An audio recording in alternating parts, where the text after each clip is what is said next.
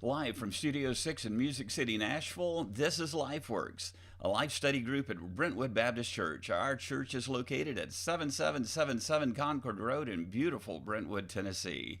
And we want to open up this morning by giving a special thanks and appreciation for all of those that are working so tirelessly to give us medical coverage and medical service and to provide food in grocery stores, truck drivers, grocery store workers, people that are in the restaurants, all those individuals that are just working so tirelessly to help all of us as we're sort of sequestered in our own homes and certainly stay-in-place orders pretty much throughout the entire country.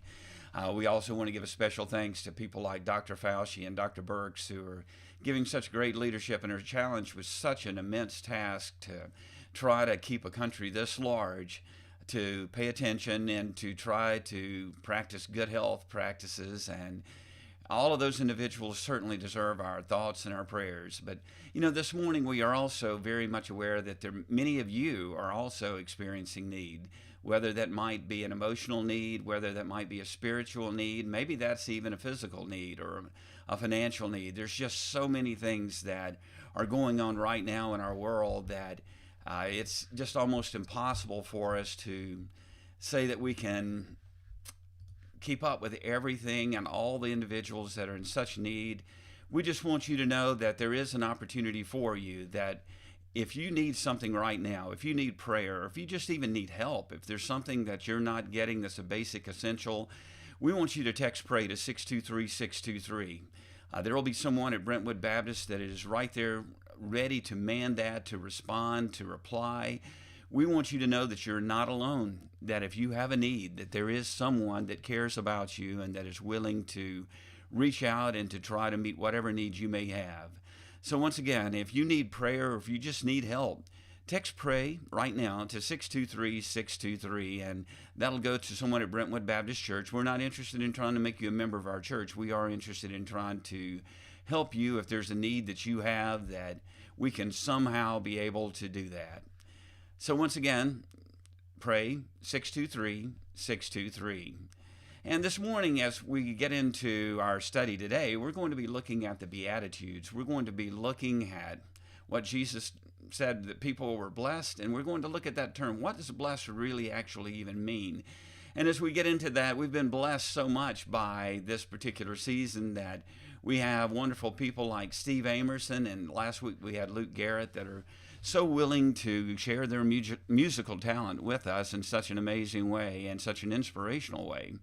And this morning we've got Steve that is going to be blessing us with one of his songs that he's written and recorded, and we also want to look back and think about what Jesus was saying as he was teaching on the Mount.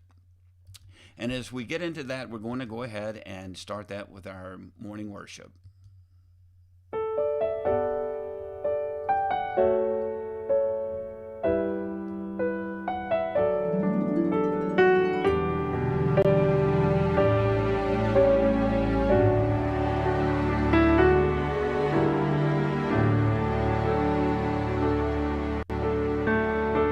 That I might know the Father's heart, that I might follow in his ways. It is my prayer to be a servant set apart, to always trust him and obey, that I might know the Father's heart, that I might somehow share his pain, and in my death to self I'll know in greater part awesome glory of his name. I pray he takes me and makes me a servant who will answer to the call, that he would hold me and mold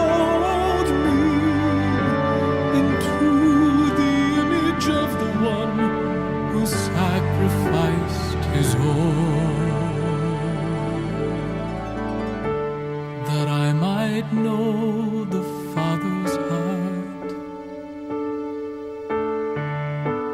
that I might follow in His ways. I long to walk the path of righteousness and faith, and on this journey never stray, that I might know the Father's heart, that I might somehow feel His pain. Oh, let the spark of faith that burns inside of me become a sacred, holy flame. I pray He takes me and makes me a servant who will answer to the call, that He would hold me and mold me into the image of the one who sacrificed His all. When I cannot see His purpose, when I don't know what to pray, in my crisis of belief, help me find the way.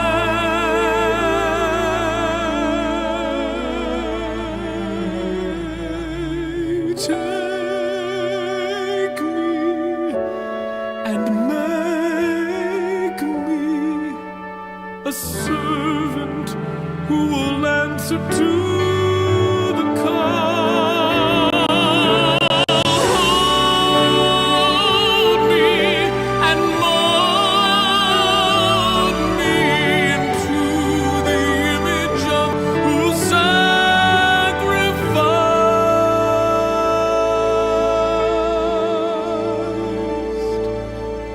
His all,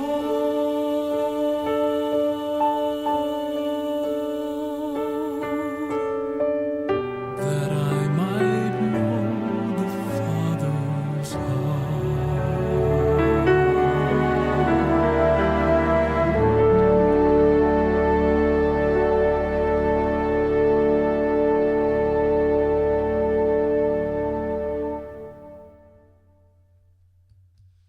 And once again, we want to thank Steve Amerson for blessing us this morning with that wonderful song, The Father's Heart. And that's what we're going to be looking at as we get into the study of the Beatitudes and what Jesus was trying to teach us and to His disciples. And that's primarily where this message was directed, even though there was a large multitude of people that were gathered around to actually hear the message.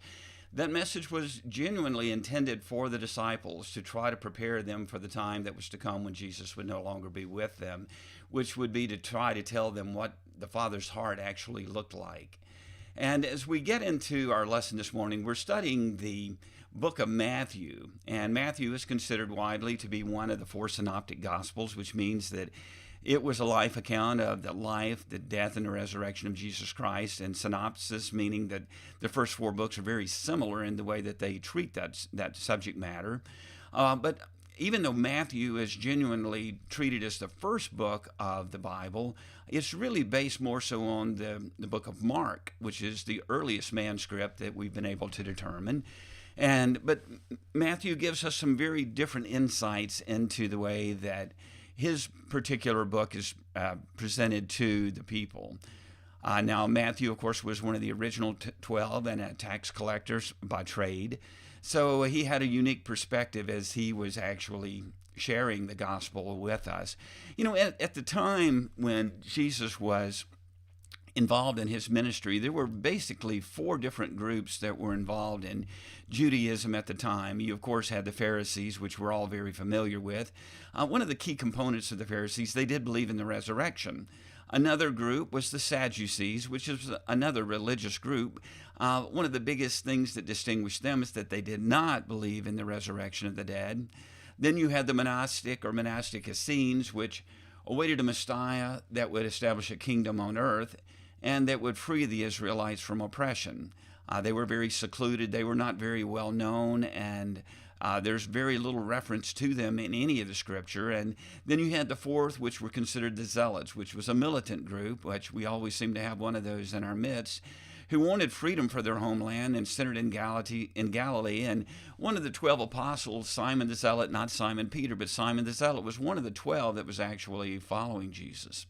So it was very interesting to see the climate, the environment that Jesus was actually teaching and preaching in. And as you can see, there were so many people that had a very strong misconception about what the Messiah and what his coming was going to look like. And with that, we're going to look at some of the teachings of Matthew, and you're going to see a lot of parallels between Moses and the new deliverer, Jesus. One of the purposes in Matthew's gospel is one that he wanted to present Jesus as the Messiah, the long-awaited king of God's people. He was also, Jesus himself, being the new Abraham, or the founder of a new spiritual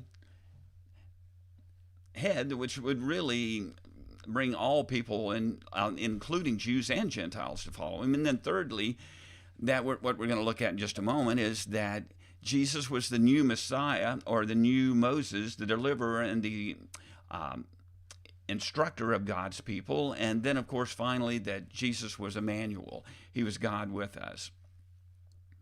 Now, while Moses gave us the thou shalt nots, which is basically don't do these things, the Beatitudes are 8 blessings given by Jesus in the Sermon on the Mount. And these were showing descriptions of what a Christian would look like and what Jesus would model. And if you will, if we go back to the song, The Father's Heart.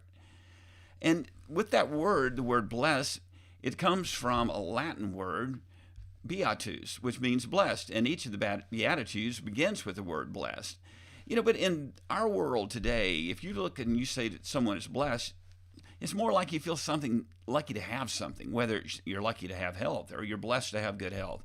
Well, you're blessed to have fame or good fortune, or you're blessed to have talent, or I'm happy for you. And then there are other times when you'll hear people say when someone sneezes, well, bless you. It's pronounced as a blessing on someone or something in that capacity.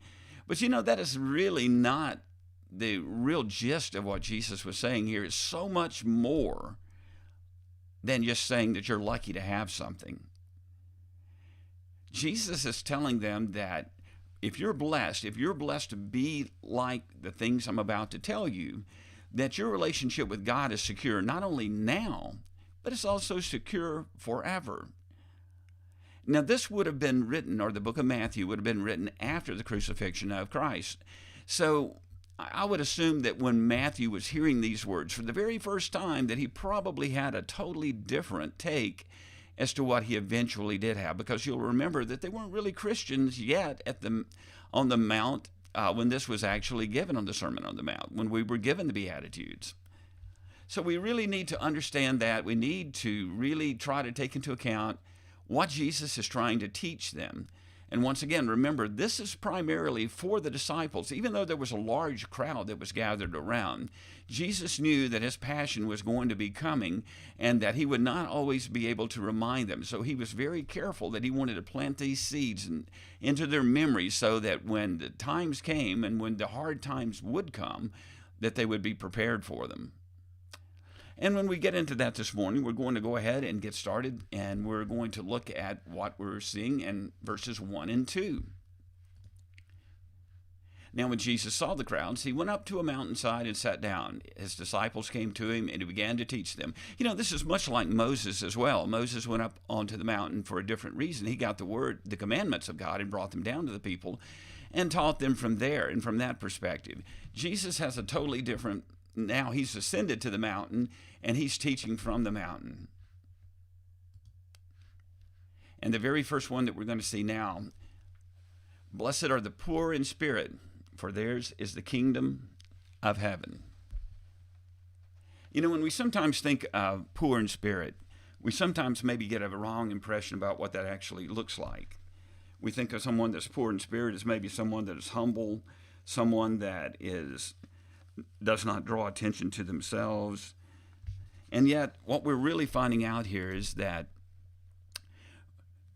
In the Old Testament, any of the poor that cried out for God's help or depended entirely on Him for their needs, they had a humble and contrite spirit, and they often experienced His deliverance and enjoyed His undeserved favor. Jesus is telling His disciples, but you're similar to that. Blessed are the poor in spirit, for theirs is the kingdom of heaven. And this is an interesting too, because if you'll think about this, it applies to everyone in our lives. Blessed are those who mourn, for they will be comforted. Not as the world comforts, but as God comforts. Sometimes you've always heard that there's a peace that passes understanding. And you don't really understand that until you're faced with a situation that you really can't put your arms around, that you can't handle on your own, that it requires nothing less than getting on your knees and asking for God's help. Jesus is reminding His disciples that blessed are those who mourn, for they will be comforted. It's an assurance that you'll be comforted. It's not that you might be comforted, that God may get around to it, but you will be comforted.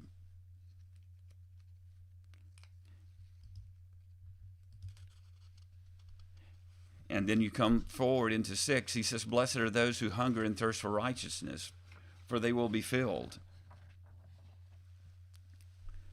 Oftentimes in our world, hunger and thirst seem to be ever present for us. We hear of famines all over the world, and we think that our basic necessities are food and water. But really what Jesus is trying to teach us is that blessed are those that seek after God's word, that are fed with His righteousness. We can't make ourselves righteous within our own means. It requires a supernatural infusion into our life, and the hunger that we face in trying to fill all of those needs in our life, whether it's that, you've heard me speak many times that we all have a big hole inside of each and every one of us. We always try to fill it with something. Now, the world tells us that it needs to be fame, or it needs to be riches, it needs to be monetary, or it needs to be something. But really what Jesus is reminding us that what we should hunger and thirst for is for God, and is for His word, and for His righteousness that is imputed only through Him.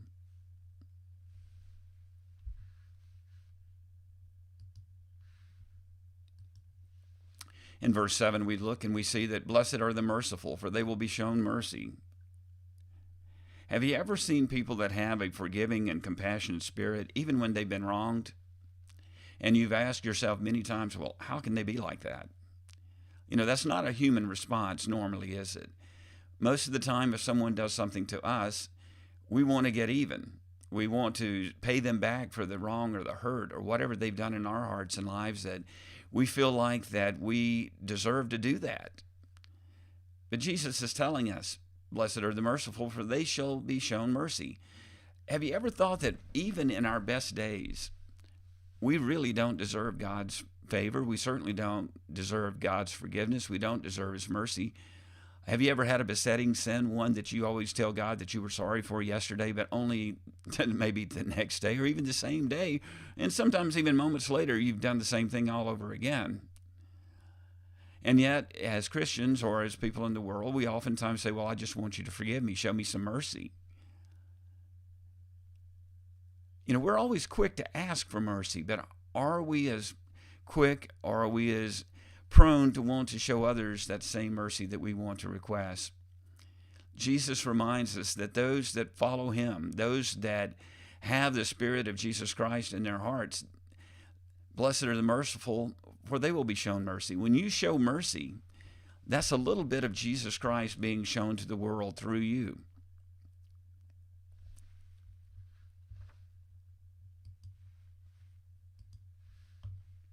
And here's one of my favorites. Blessed are the pure in heart, for they will see God. Now, does that mean that we have to be pure in heart before we can see God? Think about that for just a moment. Is it even possible for us to be able to make ourselves pure in heart? We've already heard that the heart is wicked and that it desperately wants to sin and be apart from God. So how can we be pure in heart if we're told that we have to be pure in heart or we won't see God? Well, we're looking more at that as, we shouldn't look at the words in a figurative sense, but they refer to a special insight into God's nature. Blessed are the pure in heart. You are guaranteed through Jesus Christ that you will see God, that you will be a son of God. What an amazing blessing that actually is. Jesus is reminding them, because of his death, his burial, and his sacrifice, and his resurrection, that because of all of those things, you're made whole, and you will be able to be pure in heart in those final days. You're not talking about the current day, but in the final days, that you will be pure in heart and that you will be able to see God. What an amazing blessing, and what an amazing reassurance that actually really is. And in verse 9, we go further to see, blessed are the peacemakers, for they will be called the children of God. Have you ever noticed that sometimes there's just no peace in the world? I'll look at our situation today, and whether you're a Democrat or whether you're a Republican, or no matter what your political affiliation might be, it seems like that everyone wants to create chaos, or it's someone else's fault, or somehow I get brownie points if I'm able to say that you're the one responsible and that you're the one that should be blamed. Instead of realizing, we are all children of God. We are all made in God's image. Regardless of who you are, regardless of what nationality you are, regardless of what sex you are or what color you are, it doesn't matter. We were all made in God's image. And with that, we are all in this together. Instead of trying to find blame, maybe we should find a way that we can find our way home to God. What a novel concept that is. And I know that's scary to a lot of people, because they say, well, I don't want to be dependent upon God. And yet we are dependent upon God for the air that we breathe, the food that we eat, the sun that we see, the comfort that we have. Verse 9 tells us, blessed are the peacemakers, for they will be called the children of God. I challenge each and every one of us, including myself, when you have an opportunity to make peace or contribute to chaos, I'm not saying that you're creating it, but if you even are around it, take the opportunity to do what Jesus is imploring us to do, and he's telling his disciples. And remember that they were going to be just thrust into chaos very shortly as he's taken into Jerusalem, and he is brutally beaten and then crucified. But Jesus is reminding them on the Sermon on the Mount, blessed are the peacemakers, for they will be called children of God. How can you forgive someone if you can't make peace? I think the world right now could stand a really steady dose of peace, not necessarily within fighting wars, but maybe within the human heart. Maybe we need peace there more than we need any other place on the earth. And if you're struggling with that, I want to remind you again, you can text PRAY to 623-623 anytime, and there will be people there that will reply, that will respond to you. And if you're seeking for that peace, they can help you find that. In verse 10, we go further and we say, blessed are those who are persecuted because of righteousness, for theirs is the kingdom of heaven. An assurance. For theirs is the kingdom of heaven. Have you ever wondered, it seems like as a Christian, persecution just seems to follow you. I know growing up as a kid that I was considered maybe a do-gooder or one of those holy rollers or somebody that, just did not have fun. Which was the irony of all ironies, because I thought I was extremely fun, but I didn't have to have certain activities to make me believe that I was having fun. And sometimes, I didn't necessarily look at it, but when I look back, and not through rose-colored glasses at my childhood, that, I was probably persecuted to some degree, or excluded, that's a better word for it, from certain activities or groups because I didn't participate. Jesus reminds us that you're going to be persecuted if you follow him. And you say, well, wow, why would I want to do that? Because the kingdom of heaven is yours. Jesus was willing to go to the cross, to die a death he did not deserve, to suffer the indignation of beating and public ridicule, so that yours could be the kingdom of heaven.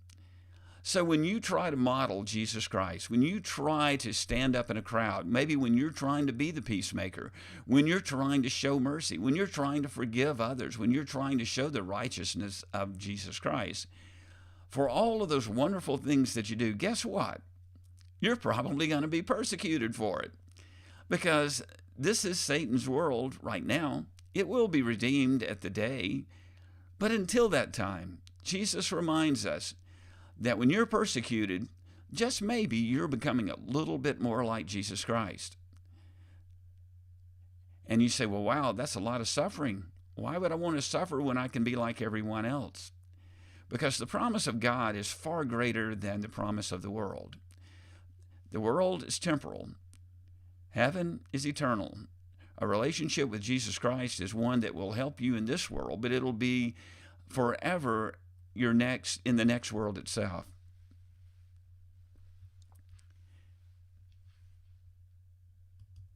When we look in verses 11 and 12, we're going to see once again that this is a continuing theme.